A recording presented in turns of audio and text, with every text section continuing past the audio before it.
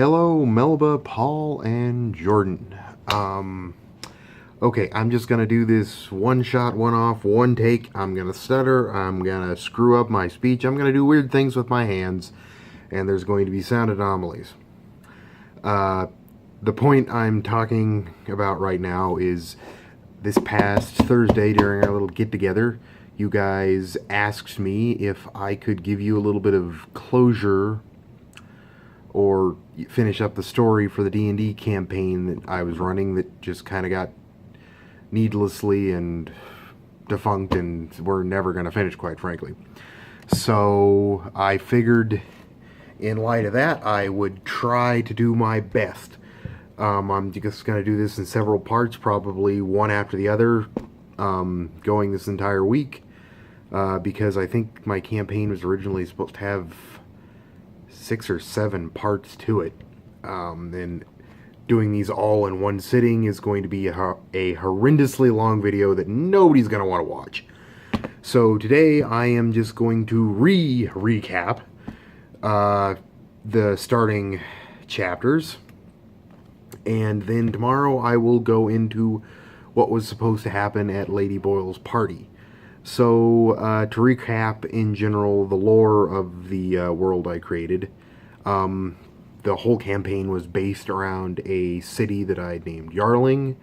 Yarling was a city that grew up around a very rich family called the Jarls, which was originally a warlike family that conquered all of the neighboring tribes in the area and consolidated their power in one location, eventually turning that location from their warlords' keep into a economic hub based around the river and the walls that they had created. This is a very large city.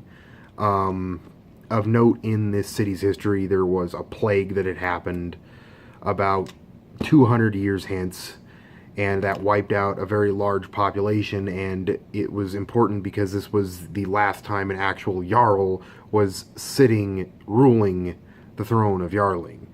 At that point, the last Jarl was thought to have died out due to the plague, and it's been ruled by a panel of scholars ever since. So, 200 years hence that, I took our party, and there was something terrible going down in the sewer system of Yarling. A prince from a neighboring land who was interested in the architecture of the sewer with the intent of creating a similar system to sanitize his own homeland had actually requested to go down and see how their sewer system worked, and he disappeared down there. Shortly following that, there were rumors that he was wearing lots of gold rings and had lots of treasure on his person. So other people started going down there to search for his body, and none of them came back either. So the city council put a bounty on whoever could go down and kill whatever was killing everybody going down there, or find out what was happening to them. So that's where your party came in. You took the bounty, you went down in the sewers, and after wandering around the maze-like sewers, which honestly was a little bit more of an underground temple, just to make it interesting, for a while, finding lots of dire rats, I think a couple of zombies, and one very odd alchemist that was going down in the sewers to catch ghouls and use their parts for his potions. You eventually came upon a very large, wide open room with a giant toad-like creature that was killing everybody going down there. You slew the toad-like creature with the help of an NPC, because quite frankly, the toad-like creature was stronger than I should have put for you guys' level. And once it was killed, it turned into a frog prince. By that I mean it turned back into a man, now dead because you just killed him. Shortly after that, the guard of the prince, who you just killed, rushed in, found the prince dead, and accused you of his murder, and hauled you off to the neighboring kingdom of Ramosa. There you were imprisoned, set to be executed. You also met up with Spoofy, Paul's character. And before you were set to be executed, a seemingly a guard came in and offered you freedom for service. He said that he had a task he needed completed and he would get you out if you were to help him with something. And then you all agreed, and he said to meet him at the crossroads of the Five Ways shortly after you were released. Now, after he leaves, about 3 days later, the castle is attacked by a neighboring kingdom's army, and you are able to escape in the chaos, slaying quite a lot of guards in the way. I believe because several of our characters weren't there, I believe Melba and Brittany's characters stayed behind to nurse the NPC that I had created back to help because he was crushed by a boulder thrown by a trebuchet in the ensuing battle.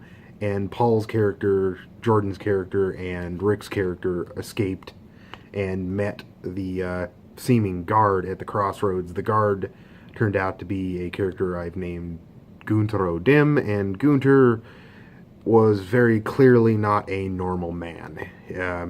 I believe Paul rolled a nat 20 on him and threw an axe directly in his head, and he got back up shortly after in that event. Anyway, he said that he needed a sturdy group of people to meet with a man whose name was Volus Munn, and he owed Volus Munn 3 favors, according to his own admission. And he said that he did not have the means to fulfill these favors, but he believed you did, and if you could fulfill these 3 favors for Volus Munn on his behalf, he would consider your debt paid.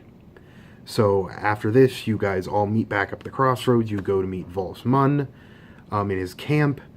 Hilarity ensues, Volus Munn tells you that the first thing he would like is a jewel that is being kept in the store of Lady Boyle, a rich woman in the city of Yarling. Hilarity ensued as you guys tried to leave the camp and steal some horses, and failed miserably to kill a horse, alerting several guards.